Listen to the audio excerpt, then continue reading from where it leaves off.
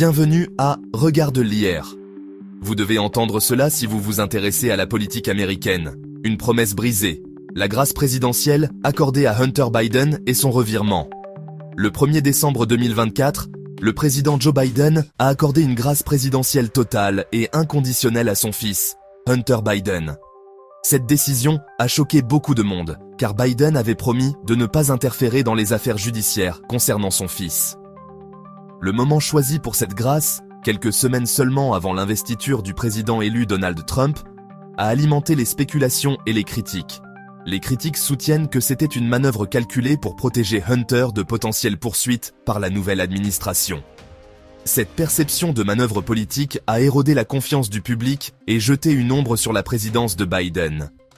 La grâce a relancé les débats sur les limites du pouvoir présidentiel et le rôle de la famille au plus haut niveau de l'État. Était-ce l'amour d'un père protégeant son fils ou un président abusant de son pouvoir? Seul le temps nous le dira. Hunter sous le feu des critiques, problèmes juridiques et conséquences potentielles. Les problèmes juridiques de Hunter Biden ont été bien documentés et largement médiatisés.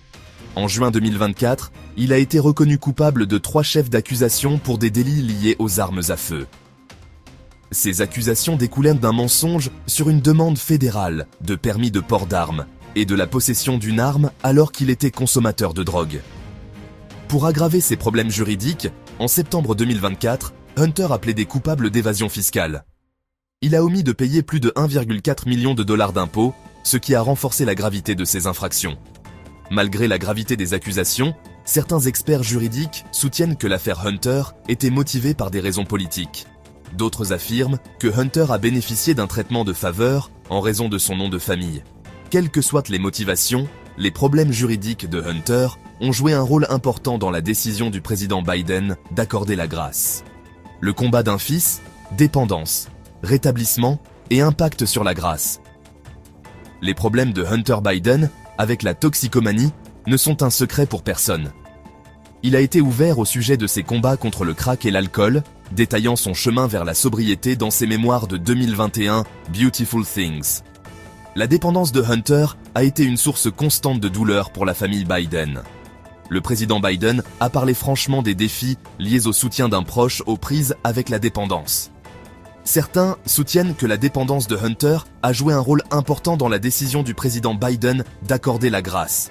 Ils pensent que le président a vu la grâce comme un acte de compassion, un moyen d'offrir à son fils un nouveau départ. D'autres soutiennent que le tenir responsable de ses crimes est crucial pour son rétablissement et envoient le message que personne n'est au-dessus des lois. Le poids de la tragédie. L'histoire des deuils de la famille Biden. La famille Biden a subi plus que sa part de tragédie.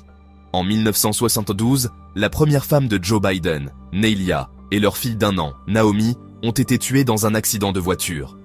Cette perte dévastatrice a laissé Joe seul pour élever ses 2 jeunes fils, Beau et Hunter. La tragédie a de nouveau frappé en 2015 lorsque Beau Biden, le fils aîné de Joe, est décédé d'un cancer du cerveau à l'âge de 46 ans. Ces tragédies ont façonné Joe Biden et fait de lui l'homme qu'il est aujourd'hui. Elles lui ont inculqué un profond sentiment d'empathie, de résilience et l'importance de la famille.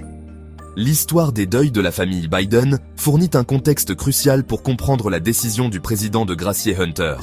Certains pensent que la grâce était l'acte d'un père cherchant désespérément à protéger son fils restant de nouvelles souffrances. Une nation divisée, les retombées politiques et l'avenir de l'héritage Biden. La grâce accordée à Hunter Biden a déclenché une tempête de controverses, divisant davantage une nation déjà polarisée. Les républicains ont condamné la grâce comme un abus de pouvoir flagrant, accusant le président Biden de placer sa famille au-dessus de la loi. Il la présente comme la preuve d'un système politique corrompu qui favorise l'élite. Les démocrates, tout en soutenant largement la décision du président, ont exprimé des inquiétudes quant aux retombées politiques. Ils craignent que la grâce n'éclipse les réalisations de Biden à la présidence et ne fournisse des munitions à ses détracteurs. Le moment choisi pour la grâce, quelques semaines seulement avant l'investiture du président élu Donald Trump, n'a fait qu'amplifier ces inquiétudes. Certains pensent que cet acte restera comme une tache sur sa présidence, un symbole d'hypocrisie et d'abus de pouvoir. Seul le temps nous dira comment l'histoire jugera cette décision controversée.